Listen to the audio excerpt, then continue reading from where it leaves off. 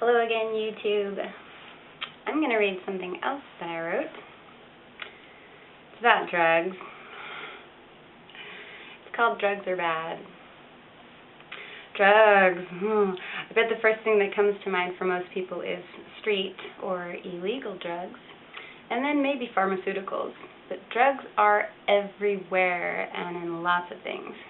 Caffeine is a drug. Nicotine is a drug. Alcohol is a drug.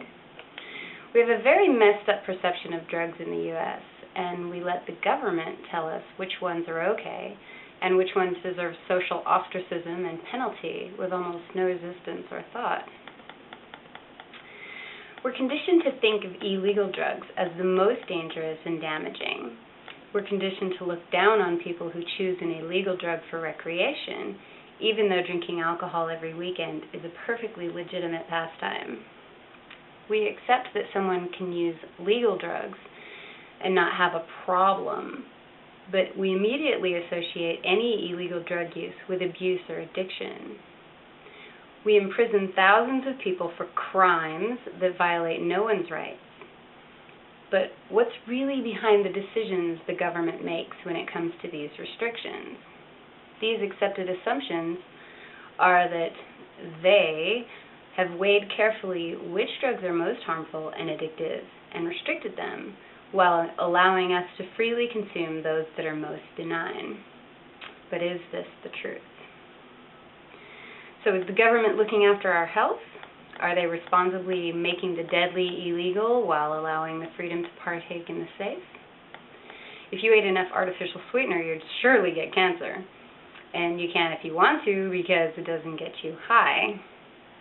So the difference there is the nature of the experience, not health. Drano is deadly if swallowed, but you don't get arrested unless you have fun while you're damaging yourself. The difference between death by Drano and the death by recreational drugs is that Drano only takes once. There's no repeat sale. There's no ongoing demand. So that's a money issue, not health. Cigarettes have lots of toxins in them that have nothing to do with the nicotine that people are addicted to, and that everyone knows brings a horrible, expensive demise.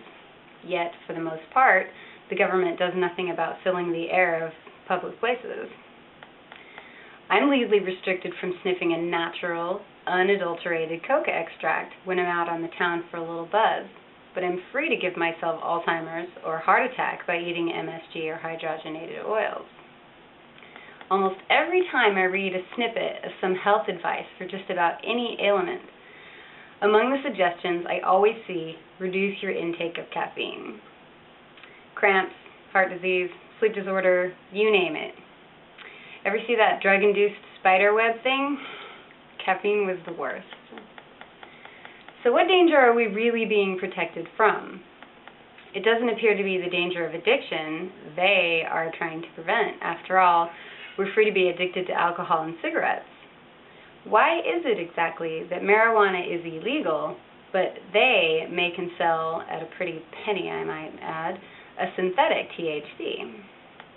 I've seen statistics that show more people addicted to legal pharmaceuticals than street drugs. So regulation is doing less than nothing to prevent addiction. And acids can cause your body to start needing them on a constant basis. Lip balm too, bastards. And don't even get me started on the cost. It will have to suffice to say $22 billion and counting in 2009 alone. Otherwise it'll go on for pages. Just imagine what could be done with that money. The government tells us that it's okay to drink as long as you're 21, not pregnant, by suggestion, not enforcement, and pay the taxes. Pharmaceuticals are okay as long as you pay a professional for the freedom to buy them. You can smoke a cigar as long as it doesn't come from a country that the U.S. is trying to economically harm. How do we know that marijuana and cocaine aren't illegal for that very reason? If it isn't a resource that belongs to the U.S.'s economy doesn't benefit as much as the country where it's grown. And if it's illegal, it can be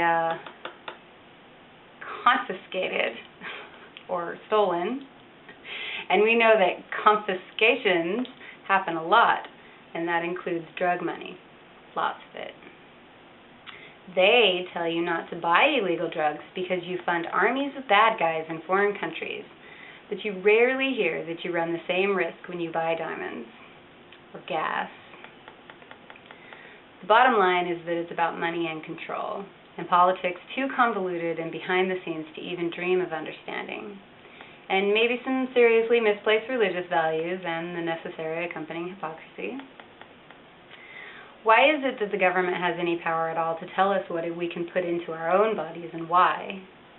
I don't think I've heard an actual argument about why it's okay to restrict the free will of a competent adult in this way. Just drugs are bad, okay? The illegality of having, selling, or doing drugs is a violation of every individual of mature decision-making capacities' right to autonomy of their body. I'm not saying let's go all hog wild on drugs, actually. To me, there's no difference between drugs and the potential hurt of ourselves with addictions from everything from shopping to TV or pizza. We have a lot of problems, and we all deal with it in our own way, and everyone has a different idea of fun. But there are some real benefits that society could gain by treating all drugs and truly all addictions equally. For a start, eliminating an inappropriate social judgmentalism could only help us get along. The best benefit, though, would be having informed consent. When you see a commercial for the next big laboratory medicinal breakthrough, you hear, side effects may include headache, nausea, blurred vision, loose stool, dry mouth. If you have a history of liver problems, etc. You have the right to know everything about a drug and its impact on your health when it is for medicinal use, and it is only our double standard about recreational drugs that prevents us from being equally informed.